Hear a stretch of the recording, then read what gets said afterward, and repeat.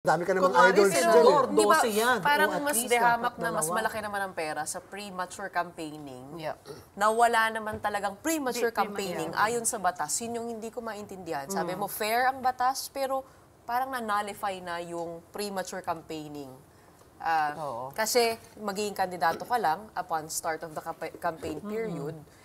Hindi pa parang niloloko lang tayo. Oh, because, I mean, lahat naman tayo, we see all the posters, tarpaulins, billboards. Ako personally po ako talaga ang sakit at sama ng loob ko dyan. Sa lahat, ina-express ko yan publicly. Kaya lang, minsan, masama ang loob mo, hindi ka naniniwala. Kaya lang, yun ang batas, yun ang role namin to enforce and administer election laws. Kung alam nyo lang kung paano ako nakipagdebate sa mga dapat magbabago ng batas, na sinasabi ko, we have to change the law, napaka-unfair pag barangay, pag file ng candidacies sa isang law, sa isang manual election, candidates na kagad sila eh.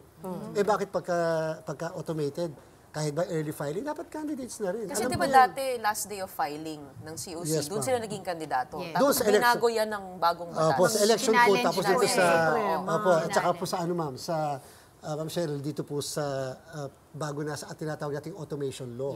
So, siyempre, wala pong power ang COMELEC na mag-change ng law. May problema tayo sa comprehension. Parang nakalusot yun eh. Pinag-aralan yung premature. Oo, yung interpretation kasi ng law, yun yung problematic. Yes. Kasi alam naman natin lahat what Tinanong ko na premature sa campaigning Supreme Court means. Sabi, we're just interpreting the law. Pero alam niyo so, po- you can push for an amendment of the law. Yes, ma'am. Ang Kasama po yan problema sa... kung papayagan ng mga politiko. Ay, opo, kasama. Hindi na ang gagawa ng Siyempre, batas. hindi. Parang nakalusot eh. We already proposed a 963 pages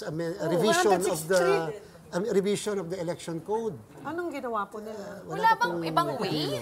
Matagal na yun, Congress can amend Only the law. Congress. Only Congress. Pero Pero ito wala po, bang conflict of interest? Kasi obviously, I mean, sila naman yung directly involved. It doesn't really apply to pero anyone. kung napansin niyo po, paulit-ulit ako nagsasabi. Sabi ko, against ako dyan personally.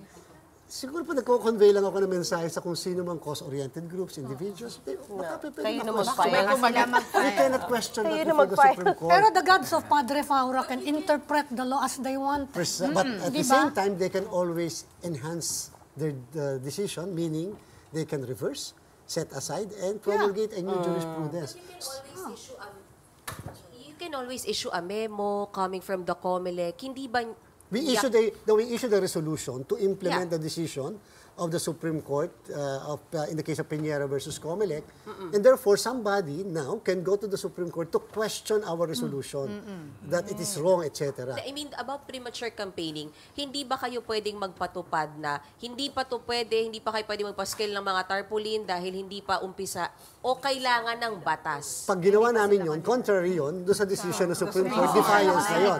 Ang sinasabi namin, mas magandang may decision kami, meron kaming resolution, pabor doon sa decision ng Supreme Court, at pagkatapos, somebody will now go to the Somebody will Supreme Court, challenge. perhaps after several years. Ang tagal na nung Piñera doctrine. Chairman, you mean to tell me no cause-oriented group has taken up the at cudgels? this time, Walang nakarinig dong parinig ninyo? Paulit-ulit. Actually, narinig na naman kahit po sa TV5, kahit sa Philippine Star, may editorial pa nga ang Philippine Star tungkol dyan sa bagay na yun.